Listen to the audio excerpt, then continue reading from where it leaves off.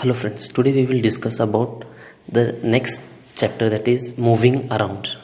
Now as you can see in the picture here, we can see car, bicycle, bullock cart and train. So what is the question? Number the pictures like numbering 1, 2, 3, 4 according to the development in transportation. So which will be the first one in this? This is the first one. Next is second, third and fourth. So the first transportation was started by bullock carts, and then came bicycle, then motor driven vehicle, and then now aeroplane. These are the steps in which the development took place. Now we will see what was the system in olden days, transport then and now. In olden days, people traveled from one place to another on foot. As you can see here, in olden days, they used to travel on the foot. Slowly, the people started to carry the goods on their back. When they came to know it was difficult to travel, they made the animals as the domesticate. They domesticated the animals, and they started using the donkeys and horses to carry their luggages. Later, people made animals carry the goods. When the wheel was invented, people built carts and were pulled by animals. With the time, means of transport became modern. Once the wheel was invented, the transportation became easier, and then slowly the development took place, and today we can see the modern vehicles in our society. Now, what are the four modes of travel available today? Railroads, roadways, waterways, and airways. Now, because of this, the transportation has become easier. Now, what are the advantages of transportation? Now, importance of transport. It helps in carrying goods from one place to another. Different types of goods are available to people even if they are produced in a distant place. Now, for example, we eat apples. Apple is not grown in our area, but still, because of transportation, it is available for us.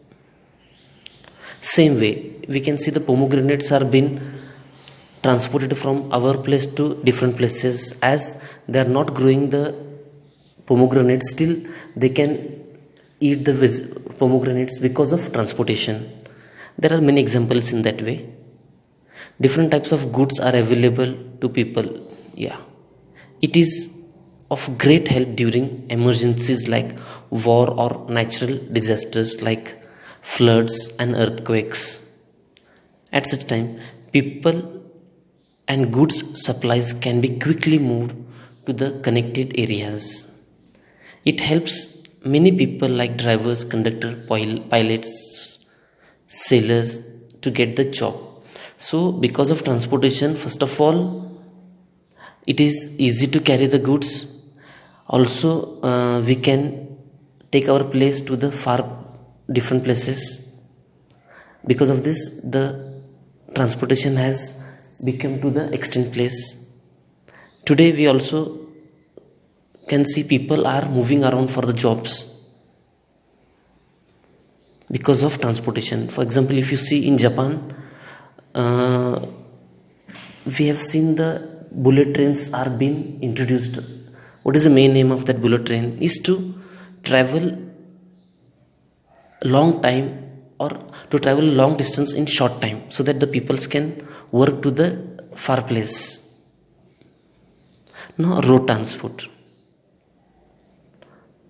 It includes all type of vehicles that run on road. Road transport can be divided into three types: man-driven, animal-driven, and motor-driven. Man-driven. Now, bicycles and rickshaws are man-made vehicles, man-driven vehicles. You can see these rickshaws, and which is drawn by a man. Means you can see a man is driving the rickshaws. This is called as man-driven vehicle. And next is our bicycle. Next is animal drawn vehicles. In villages, animal draw carts are common. These include bullock cart, camel cart, tanga. these are the these are the vehicles which are used or which are pulled by animals. You can see here camel. The vehicle which are pulled by animals are called as animal driven vehicles. In hilly areas, ponies, donkeys, horses and yaks are used as mounts, as these animals are trained in such a way that they can climb or they can come down in hilly areas. Now here the answer is camel. Camel is called the desert ship of the desert. Motor driven vehicle. Now here we can see all our vehicles are motor driven.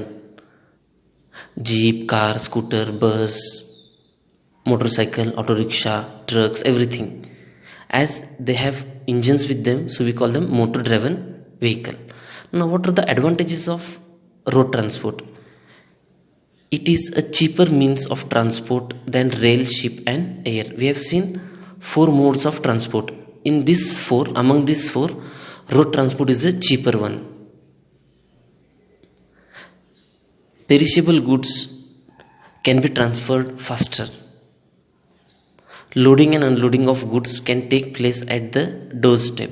Now for example, if you send the goods with railroad, can the rail come to your place? No. Ship? No. Air means aeroplane? No. But the road transport facility can be given to your doorstep.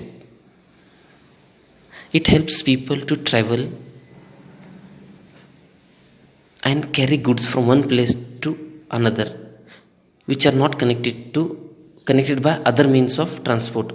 Now we can see there are many villages, many cities where we cannot see the rail routes are available. We cannot build the airports to every village or every city. So what is the best and convenient place is our road transport. India has the third largest road network in the world, which is divided into 3 categories: national highway, state highway and rural highway. Now what is the difference in this? Rural roads. Rural roads are the roads which are connecting the villages and to cities. State highway, these are the roads which are connected to different states.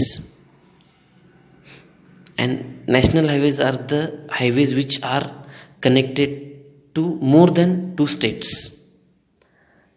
Such highways are called as national